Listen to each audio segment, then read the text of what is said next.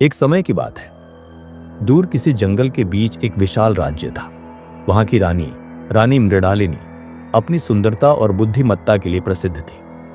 उनका राज्य समृद्ध था, लेकिन उनके मन में एक गहरा दर्द छुपा था। कई साल पहले उनके पति राजा विक्रमादित्य की रहस्यमय परिस्थितियों में मृत्यु हो गई थी। उनकी मृत्यु के बाद से ही राज्य में अजीबोगरीब घटनाएं होने लगी थी। रातों में अजीब आवाजें सुनाई देती, महल के नौकर डर के मारे भाग जाते, और कभी कभी तो ऐसा लगता जैसे कोई अदृश्य शक्ति महल में विचरण कर रही हो। एक रात जब चांदनी आसमान में छाई हुई थी, रानी मृणालिनी अपने कक्ष में बैठी थी। तभी उन्हें लगा जैसे कोई उन्हें पुकार रहा हो। आवाज इतनी धीमी थी कि शायद ही सुनाई देती थी, लेकिन उसमें एक अजीब सी खिंचाव थी। रानी ने खिड़की से बाहर झांका, लेकिन वहां कोई नहीं था।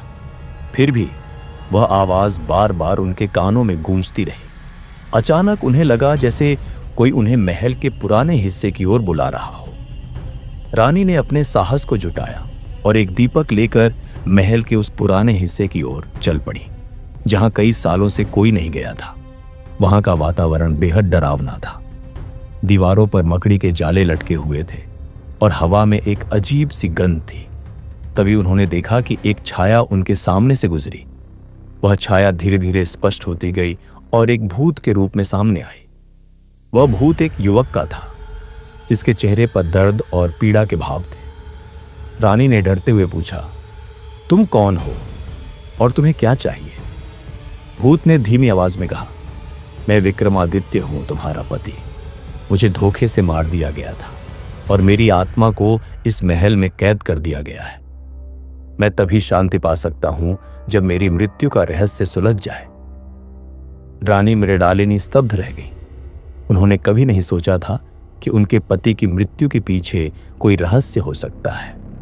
उन्होंने भूत से वादा किया कि वह इस रहस्य को सुलझाएंगी और उसे शांति दिलाएंगी। अगले दिन से ही रानी ने अपने पति की मृत्यु के रहस्य को सुलझाने का संकल्प लिया। उन्होंने महल के पुराने रिकॉर्ड्स खंगालने शुरू किए और उन लोगों से बात करनी शुरू की जो राजा के करीबी थे।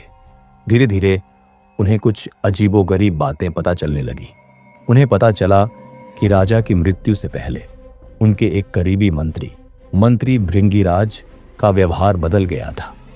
वह अक्सर रातों में अकेले महल के पुराने हिस्से में जाया करता था। रानी ने मंत्री भृंगीराज पर नजर रखनी शुरू की। एक रात जब मंत्री फिर से महल के पुराने हिस्से में गया, रानी ने उसका पीछा किया। उन्होंने देखा कि मंत्री एक गुप्त दरवाजे से होकर एक अंधेरी कोठरी में गया।